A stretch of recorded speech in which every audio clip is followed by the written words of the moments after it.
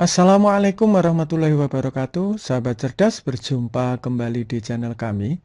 Kali ini kita akan membahas soal SMMPTN Wilayah Barat tahun 2019.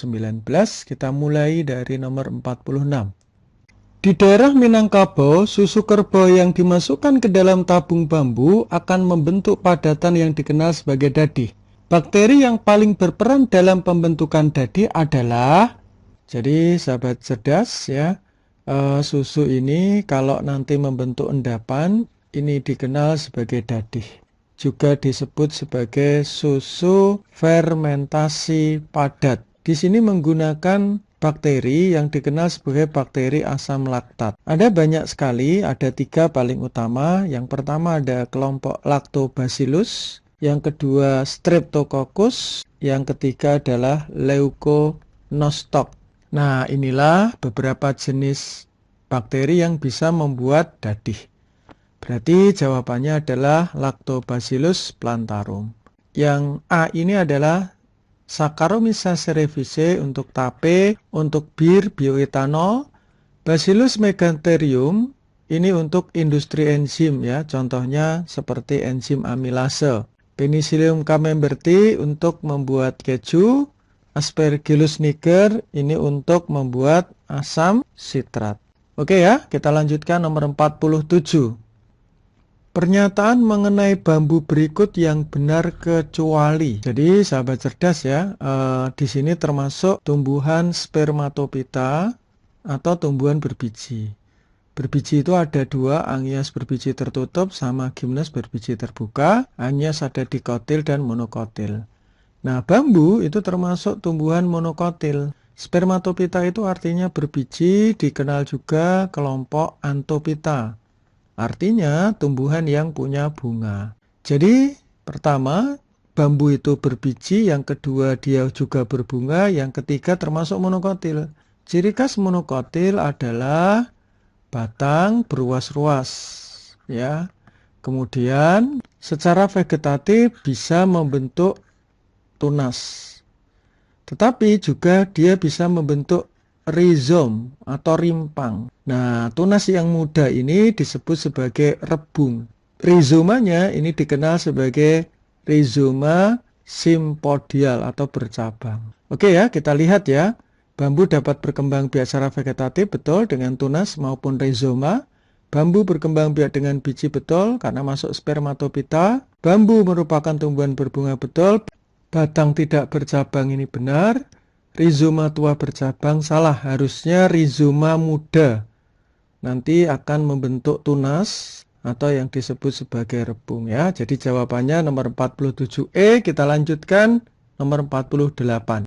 Di antara hewan Indonesia berikut ada kanguru pohon, tarsius, anoa, maleo, orangutan. Yang termasuk hewan endemik peralihan adalah Indonesia ini dibagi menjadi 3 daerah berdasarkan zoogeografi atau penyebaran hewan. Yang pertama ada wilayah Indonesia bagian barat, melingkupi Sumatera, Jawa, Kalimantan, dikenal zona oriental. Yang kedua adalah wilayah Indonesia Tengah, mencakup Sulawesi, Nusa Tenggara, itu dikenal daerah peralihan. Dan yang ketiga Indonesia bagian timur, contohnya seperti Papua, ini termasuk daerah Australia. Nah, yang ditanya adalah Indonesia Tengah.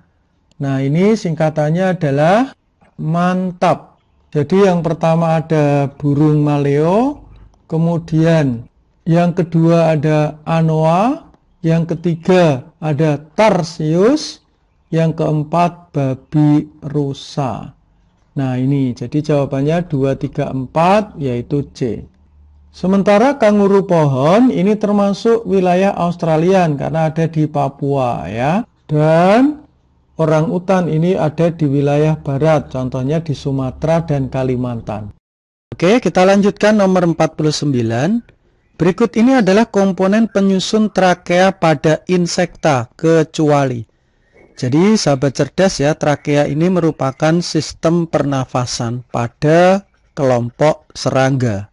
yang namanya trakea ini punya lubang-lubang di bagian abdomen.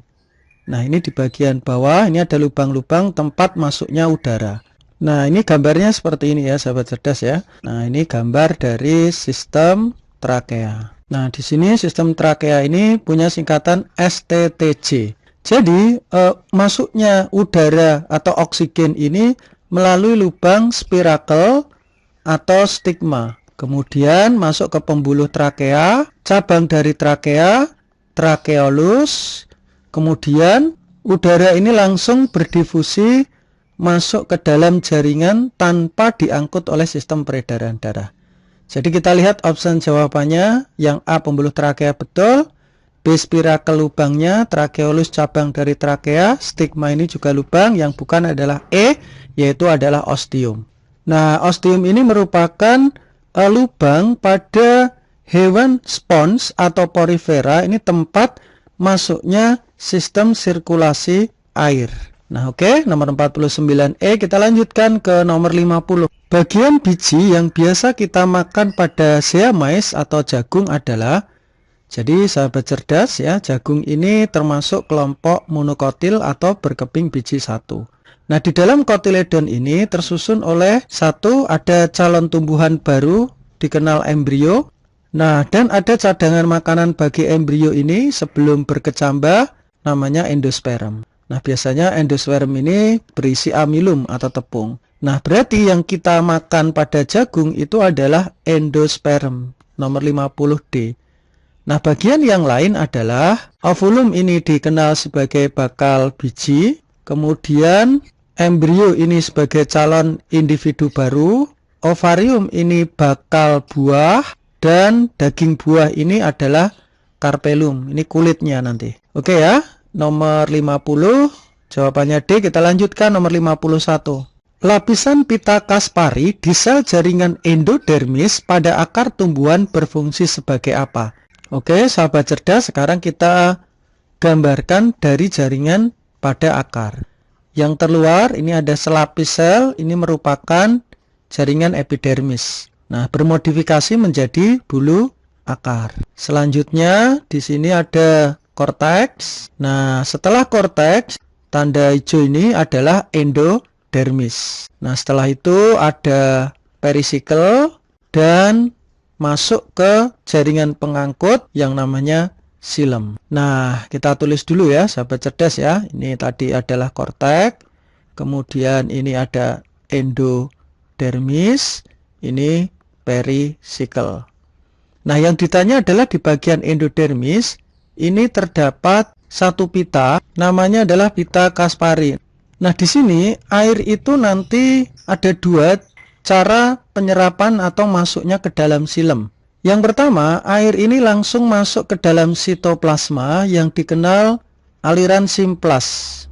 Nah, yang kedua, air ini akan meresap di celah-celah antar sel, kita sebut aliran apoplas. Nah, pada saat di endodermis, karena ada penebalan pita Kaspari, aliran apoplas ini nggak bisa masuk.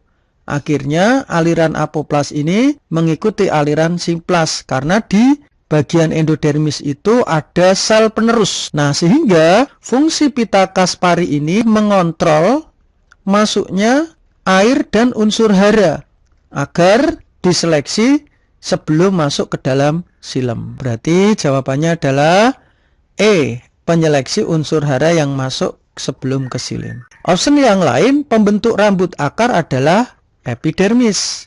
Pembentuk cabang akar itu di sini nih, perisikel. Penjaga tekanan akar, biasanya kalau tekanan osmotik itu dijaga oleh korteks. Pemacu pertumbuhan akar nanti adalah meristem pucuk atau meristem apikal. Begitu sahabat cerdas, nomor 51E. Kita lanjutkan nomor 52. Berdasarkan gambar di atas, hormon yang berperan dalam pertumbuhan dan perkembangan tanaman tersebut adalah, jadi sahabat cerdas, ini biji dikecambahkan, kemudian tumbuh menjadi akar, batang, daun, kemudian tumbuh bunga.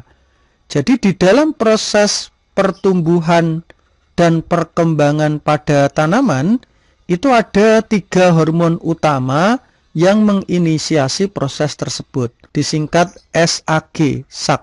Yang pertama ada sitokinin, ini untuk sitokinesis, berarti proses pembelahan sel. Yang kedua ada auksin, ini untuk pemanjangan sel. Dan yang ketiga adalah giberelin, ini untuk pembesaran tanaman. Atau juga bisa memicu proses perkecambahan. Jadi jawabannya adalah D ya, auksin, sitokinin, dan giberelin. Nah, untuk hormon yang lain seperti gas etilen ini untuk pematangan buah, asam traumalin untuk penyembuhan luka, asam absisat untuk menggugurkan daun masa dormansi atau istirahat. Oke ya, nomor 52D. Kita lanjutkan ke nomor 53. Bagian dari struktur DNA yang mengalami mutasi akibat terpapar agen mutagenik bromourasil adalah, jadi sahabat cerdas ya, DNA itu tersusun oleh polinukleotida. Kalau digambarkan merupakan rantai terpilin ganda, dikenal double helix. Kalau kita perbesar, nukleotida, satu nukleotida ini tersusun oleh fosfat, gula, sama basa nitrogen. Nah, ini satu nukleotida, padahal di sini banyak sekali nukleotida. Kalau gambar di sini adalah gambar baru satu pita, sementara ini pita pasangannya, gitu ya, sahabat cerdas ya. Nah, ini adalah pita pasangannya, ini ada basa nitrogen, kemudian ada gula deoksiribosa, dan ini ada fosfat. Nah, di antara basa nitrogen ini itu ada ikatan yang dikenal sebagai ikatan hidrogen ya. Biasanya basa nitrogen pada DNA ini ada 4 macam ya.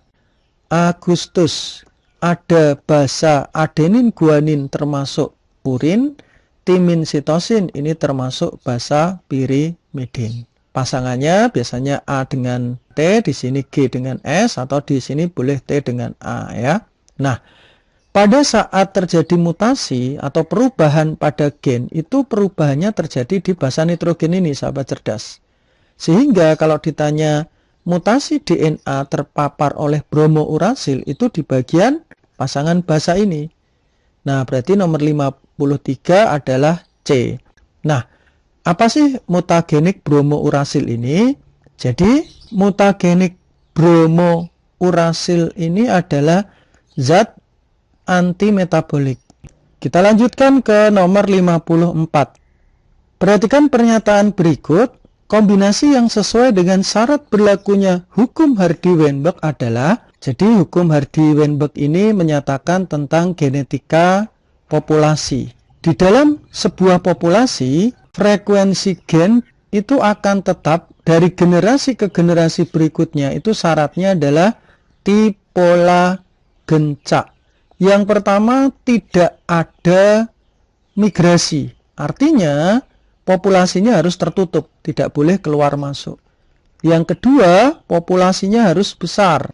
Yang ketiga, jika ada mutasi, laju mutasinya harus sama antara gen dominan dengan yang resesif. Yang keempat, gennya memiliki daya hidup, viabilitas, dan reproduksi yang tinggi. Terakhir, yang kelima, terjadi perkawinan secara acak. Nah, kita lihat opsinya ya, sahabat cerdas. Yang pertama, ukuran populasi besar oke. Kedua, populasi bersifat terbuka. Salah, harusnya tertutup. Terjadi perkawinan acak oke. Jumlah mutasi gen bervariasi salah, harusnya sama. Kemampuan reproduksi sama, tinggi, betul ya. 1, 3, 5, jawabannya B. Kita lanjutkan ke nomor 55. Organel yang mempunyai peranan penting dalam mempertahankan sifat sel hasil pembelahan adalah, di sini kuncinya adalah sifat sel. Nah, siapa yang mempertahankan sifat sel? Sifat itu dikendalikan oleh gen atau DNA. Nah, DNA itu di mana? Kita lihat di dalam sel itu ada pengendali semua kegiatan sel yang disebut nukleus.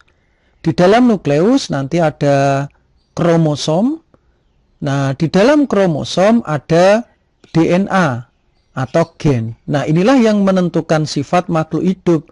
Sehingga pada saat proses reproduksi sel, Contohnya kalau sel itu membelah secara mitosis menghasilkan dua sel anak yang sama, itu gennya sama persis dengan induk karena DNA itu direplikasi ya, bagian ya di dalam nukleus ini. Maka jawabannya adalah nukleus ya, nomor 55A. Organel lain berfungsi ribosom untuk sintesis protein, badan Golgi untuk sekresi dan ekskresi, mitokondria untuk respirasi aerob, dan retikulum endoplasma ini untuk transport. Kalau RE yang kasar untuk transport protein, kalau RE yang halus ini untuk transport lemak sekaligus untuk sintesis lemak. Begitu sahabat cerdas ya, nomor 55A. Kita lanjutkan nomor 56. COD lebih baik daripada BOD sebagai parameter kualitas air limbah. Sebab COD mampu mengoksidasi biodegradable dan non-biodegradable senyawa organik. Jadi sahabat cerdas, apa bedanya COD sama BOD di sini untuk mengamati kualitas air limbah? Yang pertama, COD ini merupakan chemical oxygen demand. Sementara BOD itu biochemical oxygen demand. Artinya apa? Kalau COD ini merupakan kebutuhan oksigen secara kimia untuk menguraikan semua zat organik yang terkandung di dalam perairan. Sementara kalau BOD itu adalah kebutuhan oksigen secara biologi yang dibutuhkan oleh mikroorganisme bakteri untuk mengoksidasi senyawa organik yang terlarut di dalam air. COD ini biasanya ada oksidator kuat, contohnya adalah kalium karbonat. Nah, umumnya COD ini lebih besar dibanding dengan BOD karena ini total dari keseluruhan zat organik yang terurai. Baik itu senyawa yang mudah terurai atau biodegradable maupun senyawa organik yang sulit terurai non-biodegradable. Sementara kalau BOD ini hanya zat-zat organik yang mudah terurai oleh mikroorganisme atau biodegradable. Nah, COD itu angkanya lebih tinggi dibanding dengan BOD yang angkanya lebih rendah. Oke, kita lihat soalnya. COD lebih baik dibanding daripada BOD sebagai parameter kualitas limbah? Tidak ya. Jadi ini merupakan parameter yang berbeda. Kalau COD itu adalah parameternya kimia, keseluruhan proses penguraian zat-zat organik itu, sementara BOD merupakan parameter penguraian zat-zat organik oleh mikroorganisme, terutama bakteri aerob. BOD-nya ini harus kurang dari 3 mg per liter, sementara COD-nya ini harus kurang dari 25 mg per liter. Nah, jadi BOD itu memang harus lebih rendah nilainya dibanding COD. Oke, nomor 56 pernyataan pertama salah. Pernyataan kedua, COD mampu mengoksidasi senyawa yang mudah terurai, biodegradable, dan yang tidak terurai dari senyawa organik benar. Salah benar, jawabannya D. Kita lanjutkan nomor 57. Proses ventilasi pada ikan dipengaruhi oleh membuka dan menutupnya operkulum, sebab sistem peredaran darah pada ikan bersifat tertutup. Jadi sahabat cerdas ya, ikan ini memiliki proses memasukkan air itu sekaligus digunakan untuk proses pernafasan. Nah, bagaimana ventilasi udara yang terlarut di dalam air itu bisa keluar masuk melalui mulut dan keluar melalui insang? Nah, pertama, air ini masuk mengandung oksigen yang terlarut atau dissolved oksigen. Pada saat air itu masuk ke dalam mulut, maka tutup insang atau operkulum ini akan menutup. Kemudian sebaliknya, pada saat mulut ikan ini tertutup, maka operkulumnya ini membuka. Air ini keluar melalui insang. Nah, itu ekspirasi, berarti melepas CO2. Nah, sementara ini operkulum menutup, mulut terbuka ini terjadi inspirasi. Kalau ini terjadi ekspirasi. Jadi benar ya pernyataan pertama. Yang kedua, peredaran darah pada ikan bersifat tertutup, betul. Jadi darah itu mengalir di dalam pembuluh darah dan oksigennya itu diangkut oleh hemoglobin, membentuk oksihemoglobin. Pernyataan kedua betul, tapi tidak berhubungan, jawabannya 57B. Kita lanjutkan ke nomor 58. Ciri-ciri metabolik fermentatif adalah, jadi dikenal juga respirasi anaerob atau fermentasi. Ada dua jenis fermentasi yang terjadi pada sel ragi atau sel otot manusia. Nah, bahan dasar utamanya adalah glukosa. Glukosa ini akan dipecah menjadi dua asam pirufat. Nah, terjadinya proses glikolisis menghasilkan 2 NADH sekaligus 2 ATP ya. Nah, terjadinya di mana? Di dalam sitoplasma. 2 asam pirufat pada sel ragi akan berubah menjadi etanol atau alkohol nanti plus karbon dioksida. Ini pada ragi, contohnya pembuatan tape. Sementara di sel otot hewan ini akan menjadi asam laktat yang menyebabkan pegel atau terjadi kelelahan. Nah, respirasi anaerob atau fermentasi ini disebut oksidasi yang tidak sempurna. Begitu ya sahabat cerdas ya. Jadi kita lihat opsinya. Nomor 1, aseptor elektronnya senyawa anorganik, salah ya. Aseptor elektronnya harusnya senyawa organik. Misalkan glukosa ya diubah menjadi 2 asam pirufat, 2C3H4O3. Nah, ini ada kehilangan H. Hanya ini diterima aseptornya adalah NAD. Nanti terbentuk NADH.